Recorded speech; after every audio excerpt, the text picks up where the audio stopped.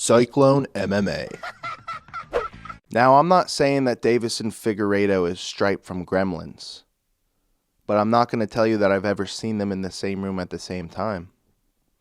UFC 283 is here, you guys, and I'm going to give you my picks for who I think is winning this fight. And we're going to talk about the different storylines of UFC 283 because it's a card that's like kind of hodgepodge, but also like could be really, really fun. And the headliner is kind of like Jamahal versus Teixeira. Like, it's cool. I think it'll be a good fight. It's not really that name, though. It's not like this is not going to sell a ton of pay-per-views, but that's okay because us real ones who are going to buy it and sell our soul to the UFC and give them all of our money, we're going to enjoy this card. So let's get into it.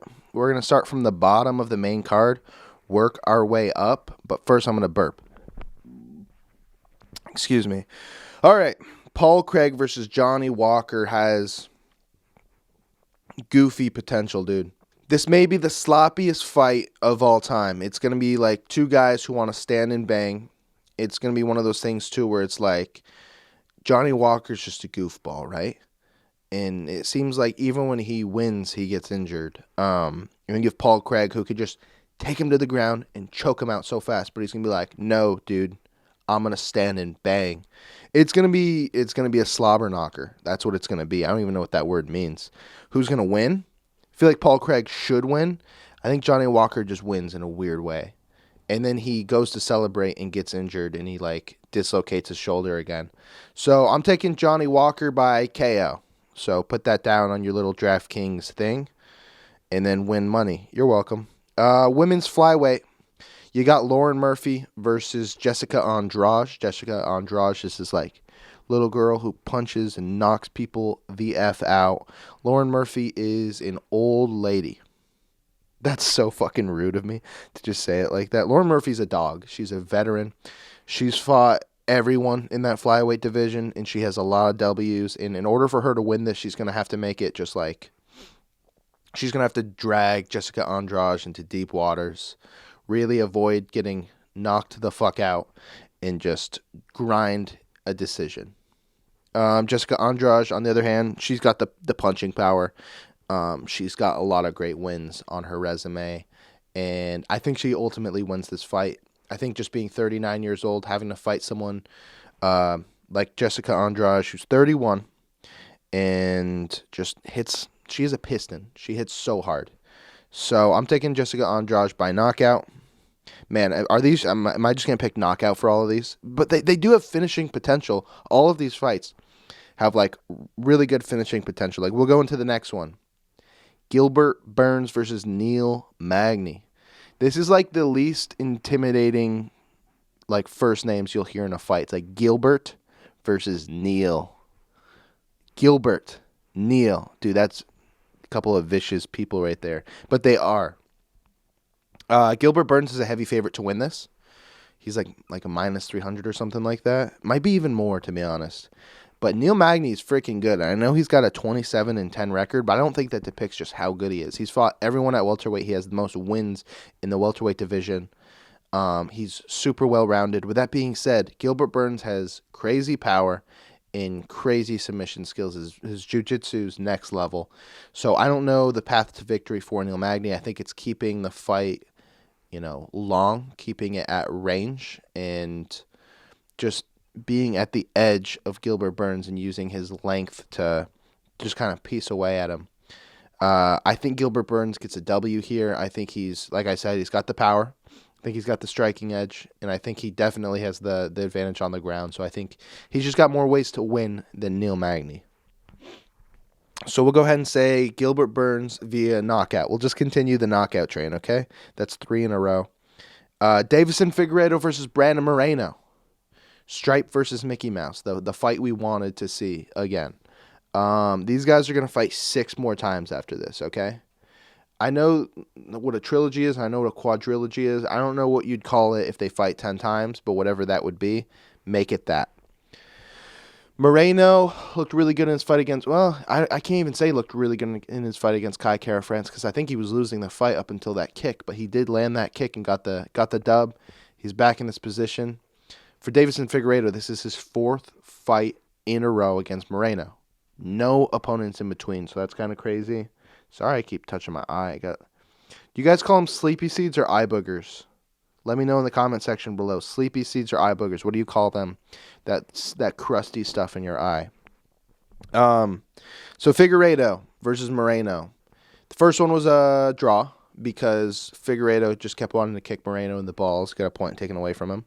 The second one was a one-sided beatdown. Moreno was swinging the hammer. Third one was a really, really, really close decision, won by Figueiredo. Right now, Moreno is your favorite. Personally, I'm picking Figueiredo to win this win. I'll take him by decision. I think Moreno is durable enough to get to a decision, but I think Figgy, this is his last fight at 125. I think he's going to come in. I think he's got Cejudo in his corner. He's going to be, repping a really good game plan. He's got the power. Now he has the wrestling. And I think having Cejudo is just kind of cheat codes. And I think with James Krause going through all his shit, I think Moreno's not going to really be the same fighter. I think he's probably mentally not all there. So that's where I'm going. Deviveson Figueiredo by decision. I'm going to knock on... Actually, I don't want to knock on wood because then I want to be wrong. I want Moreno to win. I like Moreno.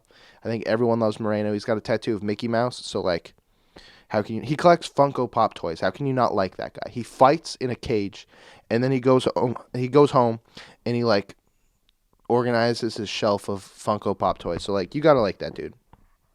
Moving on, you got Glover Teixeira, who's 80 years old, versus Jamahal Hill, who has 3 fights. Okay, I'm speaking in hyperbole now, but Jamahal Hill is only 11-1, and he's fighting for a UFC title. I know the light heavyweight division's a complete mess, and they kind of are here because, Yuri got injured, and Ankalaev versus Jan was a draw, even though, it shouldn't have been a draw. And this division, John Jones has got, it's a complete mess. Now, if someone wins by knockout, no, I can't even say that. If someone wins standing, if there's someone winning via knockout standing, meaning it's not ground and pound, it's Jamahal Hill winning the fight. If it's one on the ground, it's more than likely Glover Teixeira who wins. I think that's what it's going to be. Glover needs to try to get this fight to the ground. Jamahal wants to keep it standing. And it's also we saw Glover Teixeira make a lot of technical just gaffes in his last fight. He could have won the fight if instead of going for a guillotine when he had Yuri hurt in the last round, if he just continued staying on the feet, or at least don't pull guard and pull a guy on top of you, because the guillotine didn't work. Yuri popped out, and then he was just in a great position on Glover.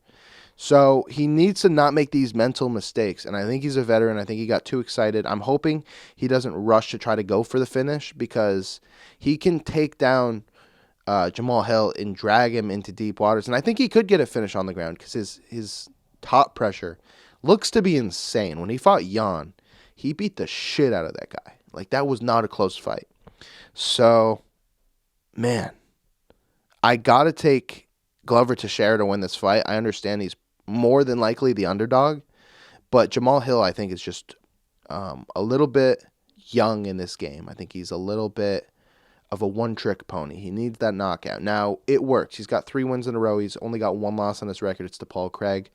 But I think it's going to be one of those things where Glover Teixeira gets it done one last time, and I hope he just retires after this, because it'd be really cool for him to retire on top, and it'd be hilarious to just have this division continue to not have a champion, because I think it's kind of a cool theme where random people fight for the title, but no one actually wins the title, and if they do, they hold on to it for 4 days.